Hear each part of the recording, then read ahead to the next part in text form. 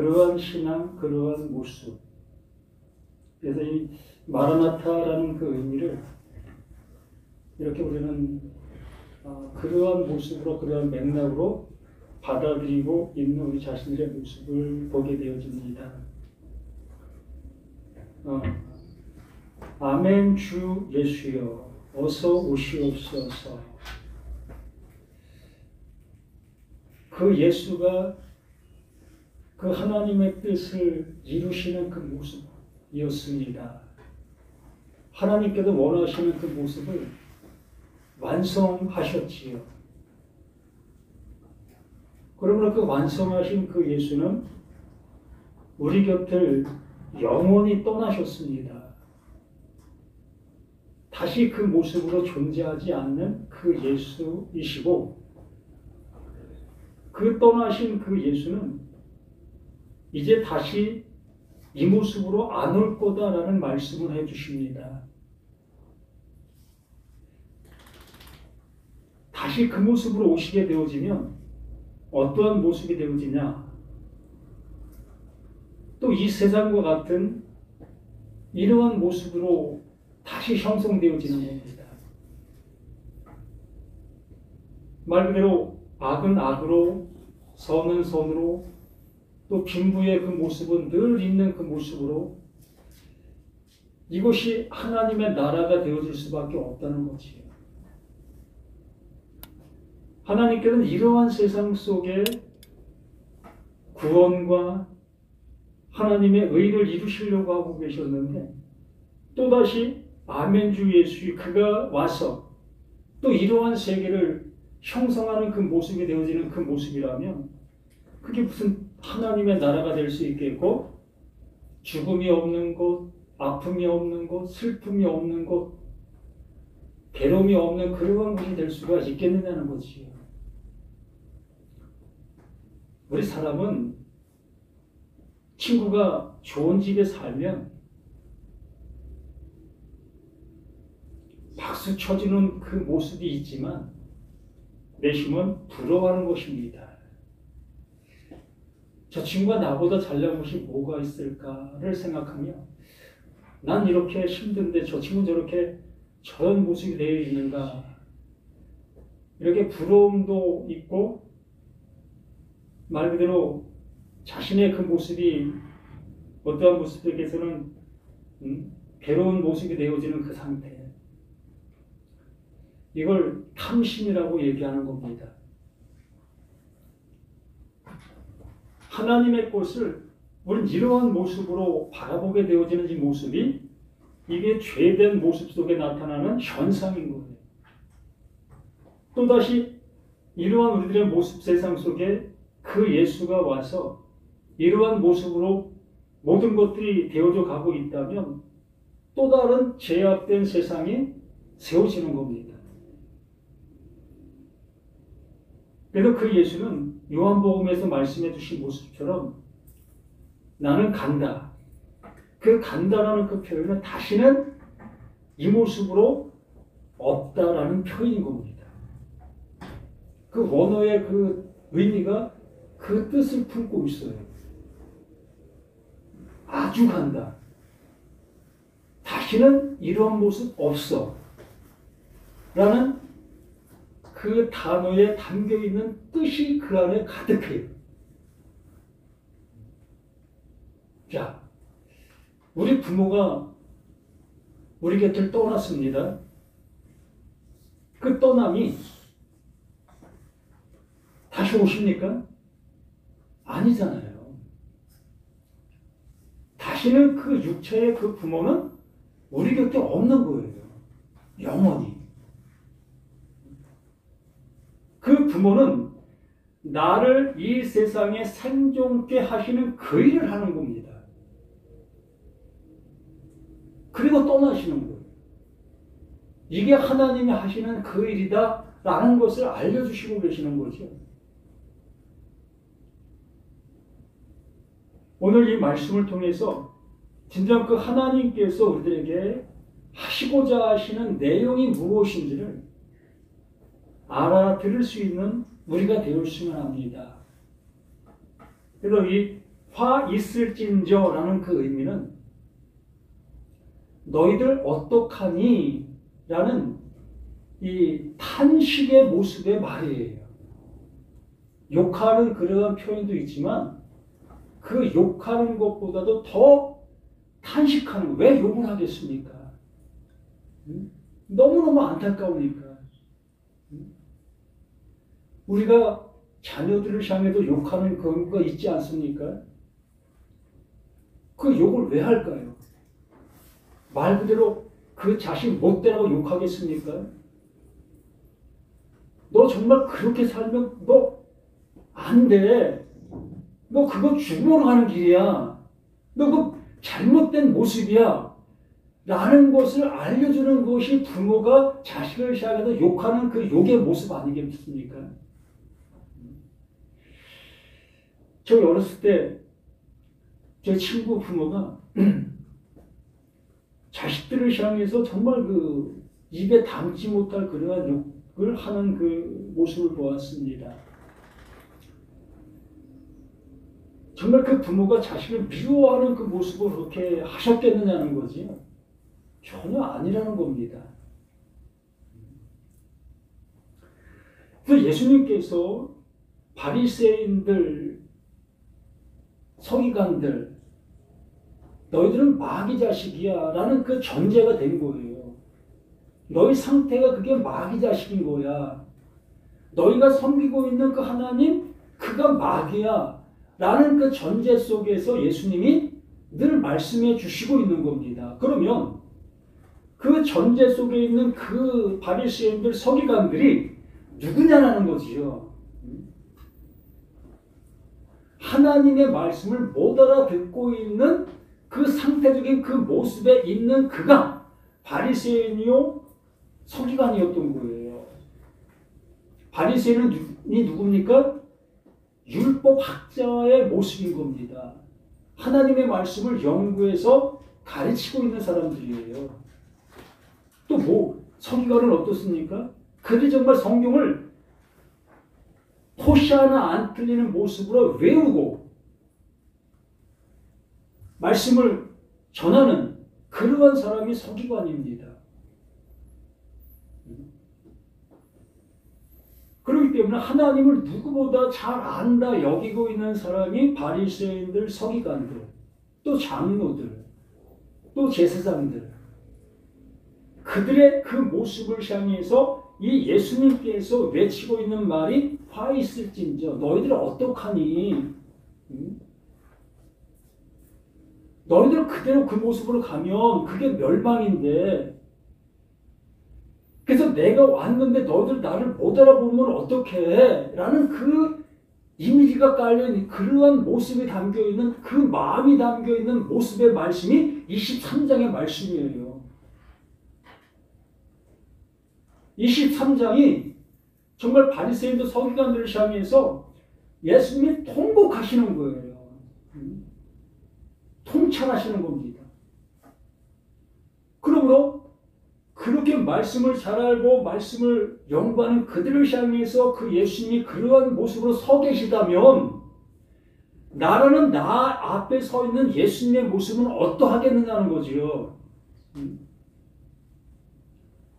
야, 바리새인들이 이러하단다. 너희들은 그렇지 않지. 너희들은 하나님께서 말씀하시면 잘 듣고 잘 따라 잘 순종하고 있지. 그 모습으로 내가 너희들은 사랑해. 너희들을 빼놓고 내가 이렇게 이들에게 얘기하는 거야. 라는 그러한 모습으로 이렇게 말씀하실까요? 이 당시에는 우리도 없잖아요. 우리 여기 계신 분들은 세상 속에 존재하지도 않았습니다. 그러한 세상 속에서 그 예수님과 바리새인들의 그 모습 속에서의 대화가 그 마태를 통해서 이렇게 기록에 남겨있는 사실인 겁니다.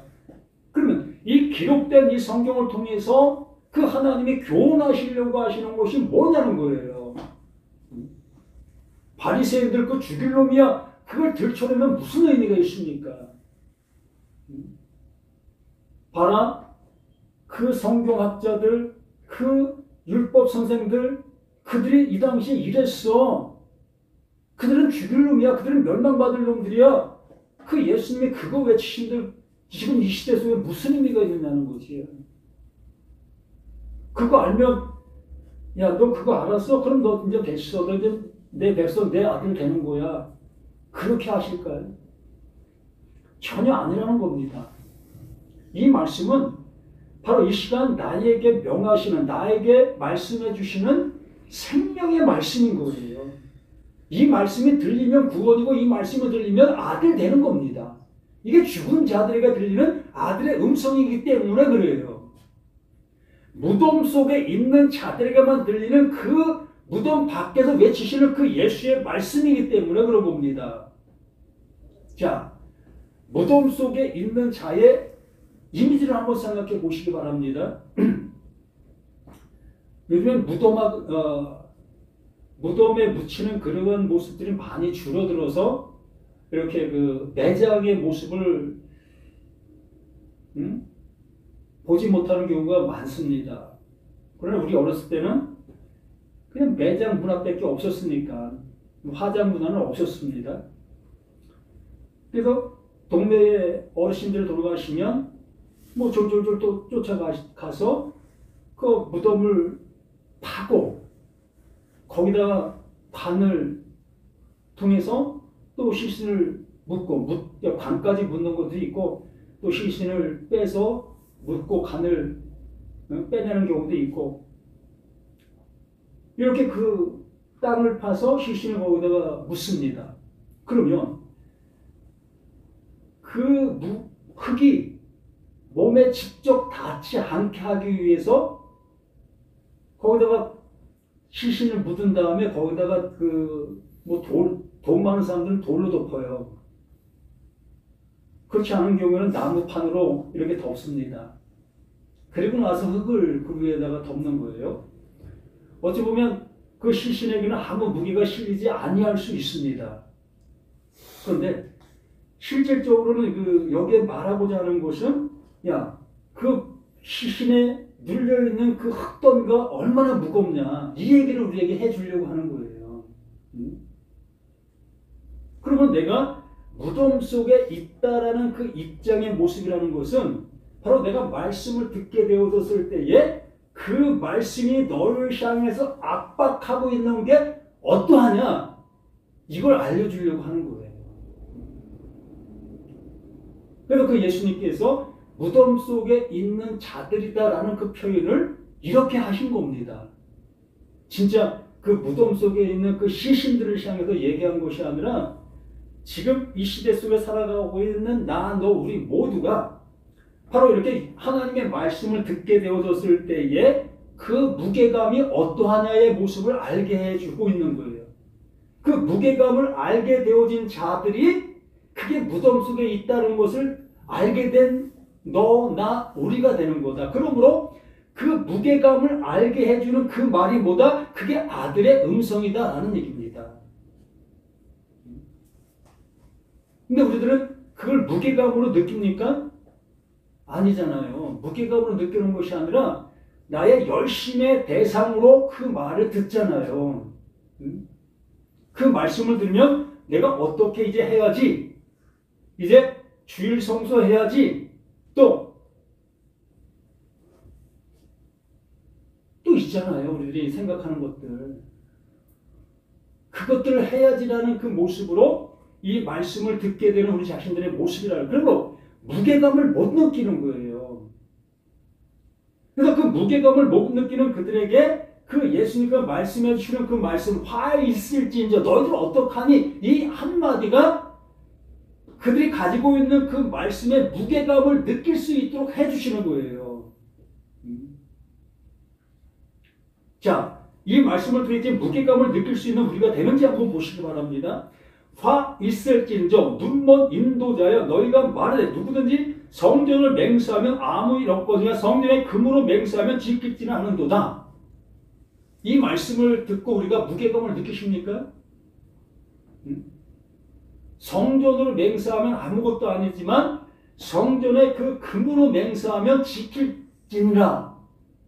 우리의 신앙관이 이러한 모습으로 되어져 있다는 거예요. 이 바리새인들 서기관들이 이러한 개념으로 신앙생활을 하고 있었다는 겁니다. 곧 하나님께서 말씀해 주신 바의 말씀은 못 알아듣는 그 모습 속에 자신들이 그 율법을 통해서 알아들은 그 방향의 그 방향성의 모습으로 나아가고 있는 이 모습을 얘기하는 거예요. 한 예로 제가 십계명을 말씀을 드리고 있지 않습니까? 나 외에 다른 신을 내게 두지 말라라는 그 말씀을 들었을 때에 서기관과 바리새인들은 그 말을 어떻게 듣습니까? 내 주변에 내가 다른 신을 섬기지 아니하는 그 방향성, 그 모습으로 신앙을 해 나가는 것을 그 말씀을 지키는 것이다 여기는 그 모습으로 그렇게 행하는 것이며 그렇게 가르쳤습니다. 이것이 바로 성전으로 맹세하면 아무것도 아니거니와 성전의 그 금으로 맹세하는 것은 지킬지라와 마찬가지 그러한 모습이라는 거예요.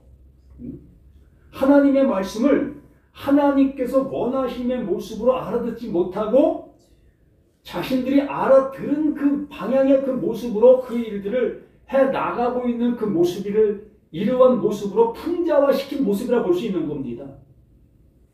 우리들도 그렇잖아요. 이 교회라는 곳을 통해서 어떠한 것이 이루어져야 될 그 모습인데 그러한 이루어짐을 뒤로하고 내가 드린 그 헌금의 무게의 모습에 따라 나의 모든 것들이 좌우가 되어지는 것들. 자, 교회가 무엇하는 곳이라고 했습니까? 에클레시아라는 그 표현으로 말씀해 주고 있습니다. 말을 여기로 표현한다면 그 눈먼 것을 띄워주는 곳, 이제 보지 못하고 있었던 것들을 보게 해주는 곳이 교회, 이게 에클레시아입니다. 그러므로 내가 이제 이곳을 통해서 내 눈이 떠여졌다면 이제 내가 교회가 되어 그 하나님과 하나 된 그 은혜의 삶을 살아가는 겁니다. 그런데 내 눈이 떠지지 못하게 되어지게 됐을 때는 그 보이는 것들 더욱더 중시 여기게 되어지고 그것에도 열심히 함으로 인해서 내가 그 보이지 않는 그것을 내가 가질 수 있다라는 그 모습으로 가는 거예요.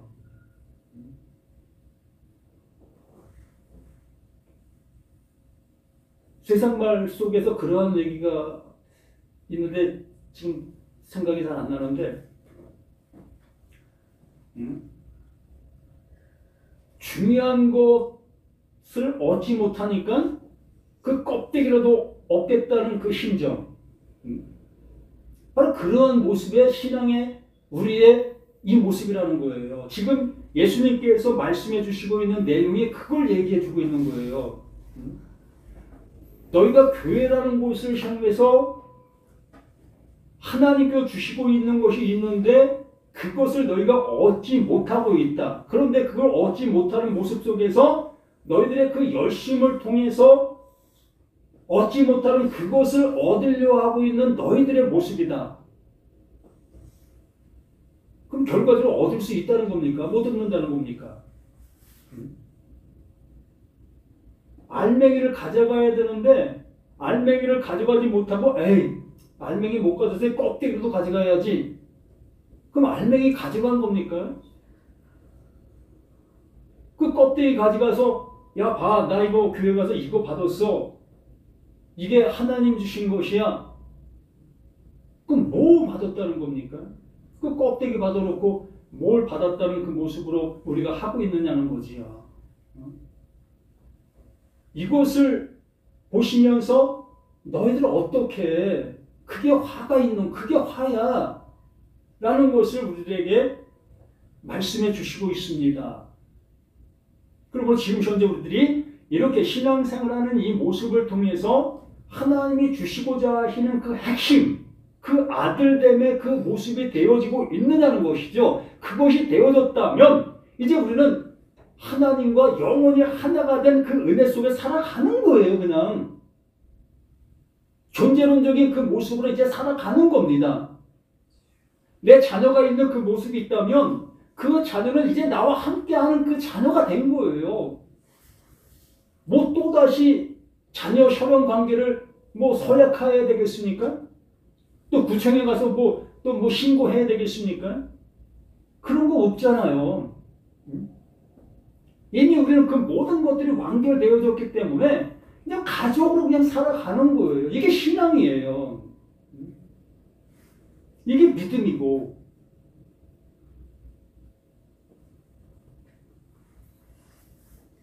또 17절 어리석은 맹인들 똑같은 말을 재번복을 하는 겁니다. 어리석은 맹인들이요. 정말 맹인들을 향해서 얘기하는 게 아니잖아요. 뭘 봐야 되는데 못 보고 있는 그들을 책망하기 위해서, 알려주시기 위해서 너희들은 지금 맹인이야 라는 그 말로 이렇게 말씀해 주고 있는 겁니다. 어리석은 맹인들이 어느 것이 크냐? 그 금이냐? 그 금을 거룩하게 하는 성전이냐? 그 금을 싸고 있는 껍데기가 좋은 거냐? 아니면 그 안에 담겨있는 금이 좋은 거냐? 뭐가 더 좋은 거지요? 하나님의 말씀을 이렇게 빗댄 모습으로 말하는 것입니다. 그러므로 너희가 듣고 있는 율법, 그 율법은 나의 행위를 요합니다. 그러므로 우리는 그 행위를 요한 그것을 행위를 행함으로 인해서 우리는 그 율법을 지켰다라는 고백을 할 수가 있잖아요. 근데 그 하나님께서는 그 율법을 행하라 하신 그 이유와 근거가 있다는 겁니다. 그러므로 그 이유와 근거를 아는 것이 중요하냐? 그걸 알지 못하고 그냥 행하는 것이 중요하냐? 그래서 이 바리새인들 서기관들은 그걸 그냥 행하는 그것을 하나님이 원하시고 있는 그 일이다 여기며 그 하고 있는 것이며, 그 예수님은 야 그걸 왜 하라고 했어? 그걸 하라고 한 이유가 있잖아. 그것 좀 알아줄래? 라는 그 모습으로 이렇게 말하고 있는 예수이신 거고, 또 동일한 모습으로 이 시간도 이 말씀을 통해서 우리들에게 이 말을 해주고 있는 거지요.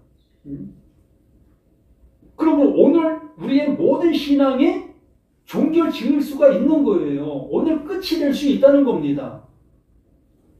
더 이상 이 신앙이라는 곳에 매여 있지 아니할 수 있게 되는 거예요.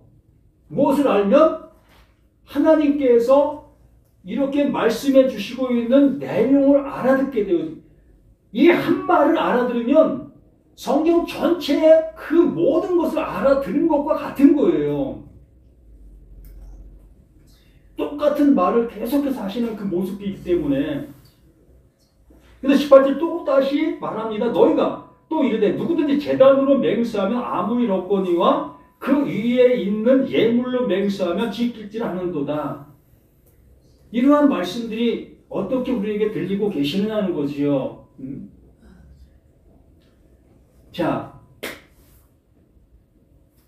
이 마이크가 있습니다. 이 마이크가 중요합니까? 지금 내가 말하는 말이 중요합니까? 지금 여기에서는 그 바리새인들 서기관들은 뭘 얘기하는 거냐면 이 마이크의 중요성을 얘기하는 거예요. 그러나 예수님은 이 마이크에게 흡입되는 말을 얘기하는 겁니다. 우리들의 신앙의 모습이 이렇게 하나님께서 말씀해 주시는 그 모든 내용이 이러하다는 겁니다. 하나님께서는 하나님의 뜻을 우리에게 관철시키기 위해서, 우리에게 이루어지게 하기 위해서 말씀해 주시고 있는 모든 말씀들이라는 겁니다. 그런데 그 말이 선포되어질 때에, 소리로 우리에게 나가게 되어질 때는 뭘로 나갑니까? 이 마이크로 나가는 거예요. 이 마이크로 나가게 되어지니까 야, 저 마이크 중요한 역할을 하네? 그럼 우리 마이크를 중요시하게 되어지는 거지요. 뭘 알아듣지 못하니까. 이 말을 흡입하고 있는 그 말의 내용을 모르니까 이 마이크를 통해서 들리는 그 소리만을 중요시 여기고 있다는 거예요.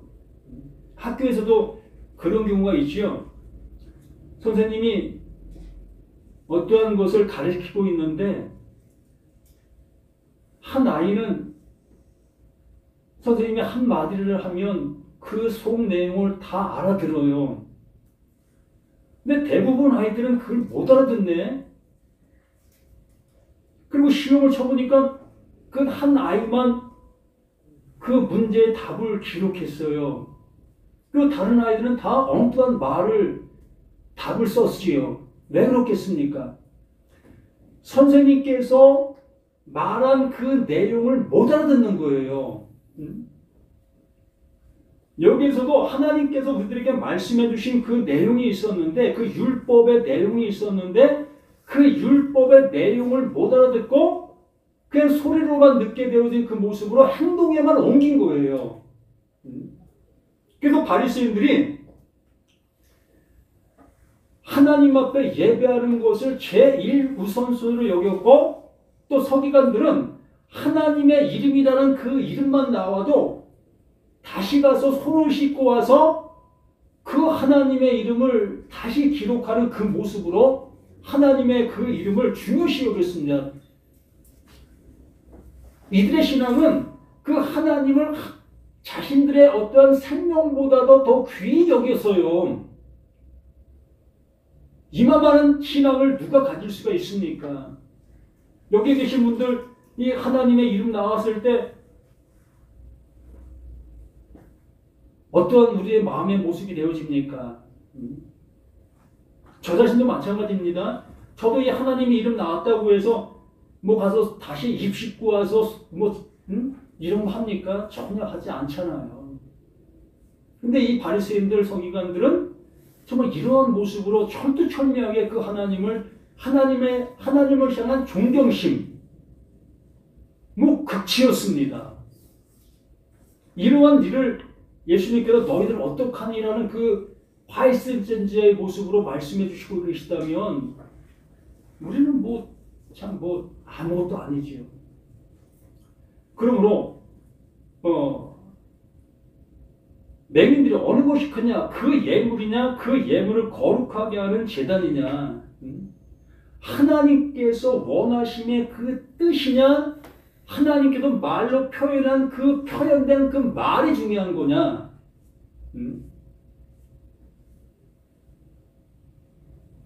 제가 이 23장을 이렇게 논하고 있는 이유가 23장 23절을 얘기하려고 이렇게 긴 시간을 끌고 왔어요. 23절이 그만큼 중요한 모습을 우리 신앙인들에게 차지하고 있는 모습이기 때문에, 근데 이걸 못 알아들으면 23장도 전혀 못 알아들을 수밖에 없어요. 정말 하나님이 의도했던 그 의도가 있다.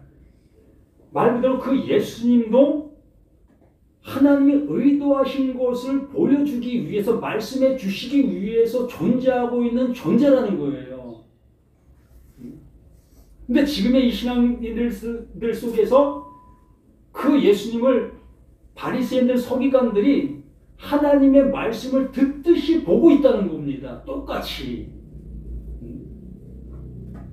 하나님께서 말씀하신 율법을 그 율법이 말하는 바의 모습으로 알아듣는 그들의 모습이어야 되는데 그렇게 듣지 못하고 그 말을 자신들의 행동하는 모습으로 그들의 모습이 세워진 그 모습처럼 이 시대 속에 있는 수많은 그리스도인들, 교회 다니는 사람들이 예수를 그 바리새인들이 하고 있는 그 행위처럼 그 예수를 어떤 자신들의 어떤 신앙의 대상으로만 바라보고 있다는 거예요.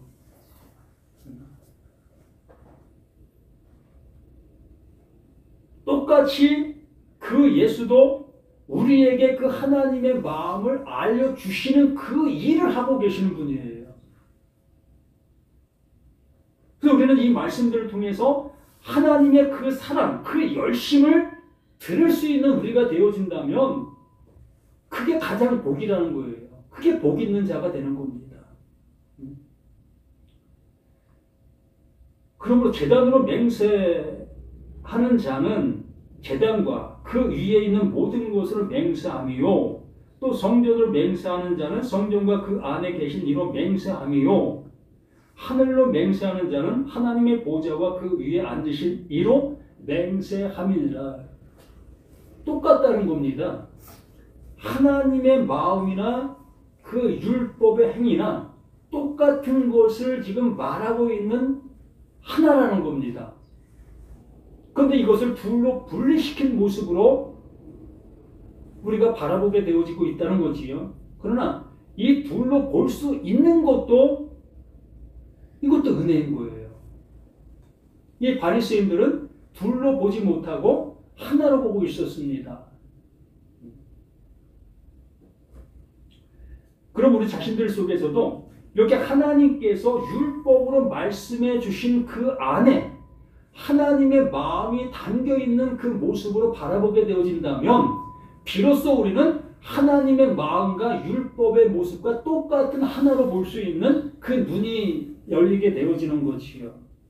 아, 이거 말씀하시려고 이렇게 말씀해 주신 것이야? 아, 예수님 이걸 우리에게 알려주시려고 그 예수님을 우리에게 오신 거야?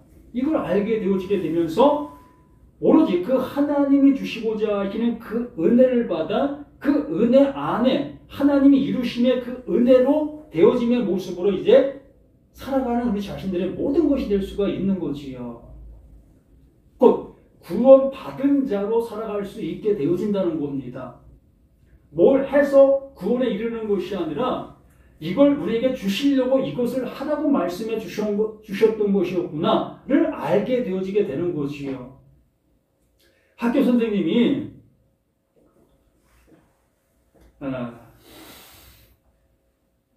예를 들어 국어를 가르치면서 얘들아 내가 이번 단락을 이제 가르치려고 하는데 너희들 이 산에 가서 나무의 어떤 생태계를 좀 알아볼래?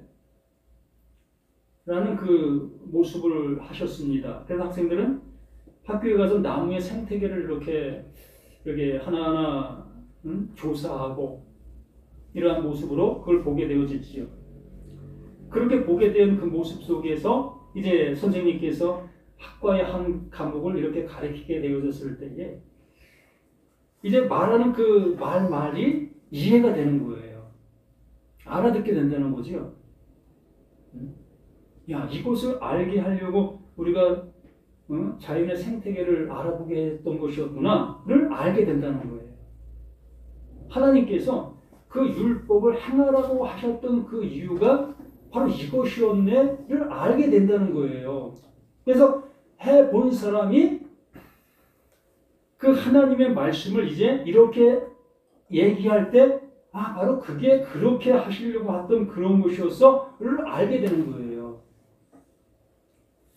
해보지도 않은 사람은 더 힘들겠지요. 그래서 율법의 행위를 해본 사람들에게 이 예수님께서 오셔서 이러한 말씀들을 해 주시고 계시는 것입니다. 그래서 그 예수님이 어디로 왔다? 유대인에게 왔다. 말씀이 있는 그곳으로 오셨다라고 얘기를 하는 거지요. 바로 내가 말씀이 없는 나에게는 예수님이 오실래야 오실 수도 없는 거예요. 뭐 알아야 그 예수님께 오셔서 말씀하심이 바로 이것이었네를 알 수 있는 것이 될 수 있기 때문에. 그래서 우리 자신들에게도 이렇게 하나님의 말씀으로 내가 율법의 행위를 해보는 그 모습 속에서 비로소 예수님께서 말씀해 주시는 이 말씀이 이걸 우리에게 알려주시려고 이렇게 해주신 것이구나를 알 수 있게 되는 우리 모두가 될 수 있다는 것을 이 말씀을 통해서 확인해 주시길 바랍니다. 그래서 모든 말씀은 하나님께서 나를 구원해 주시기 위해서 말씀해 주시고 있는 모든 말씀이지 그 외에 나의 것을 빼앗아 가기 위해서 말씀해 주시는 말씀은 없다. 나에게 뭘 받기 위해서 너 이거 드려 라고 하시는 그것은 없다. 명확합니다. 그러므로 우리는 뭐 누가 시켜서 하든 뭐 하든 절대 그것을 통해서 하나님을 기쁘시게 해드릴 수 있는 것은 없다라는 그 모습으로 알아들으셨으면 좋겠다라는 얘기입니다. 기도합니다. 하나님께서 주시고자 하시는 그 주심이 나에게 어떻게 들리고 어떻게 나타나고 있는지를 우리 자신들 그 모든 것들을 통해서 확인하실 수 있는 우리 모두가 될 수 있도록 도와주시옵소서. 우리는 연약하고 부족한 우리 자신들의 모든 모습인 것을 고백합니다. 아버지의 말씀을 어떻게 들어야 될지도 모르고 있는 우리 자신들의 모든 모습인 것이 아버지와 확인된 우리 자신들의 모습입니다. 이제 하나님께서 우리의 모든 것들을 깨닫게 해주셔서 아버지의 말씀이 들릴 수 있는 우리 모두가 되게 도와주셔서 아버지께서 넣어주시는 그 은혜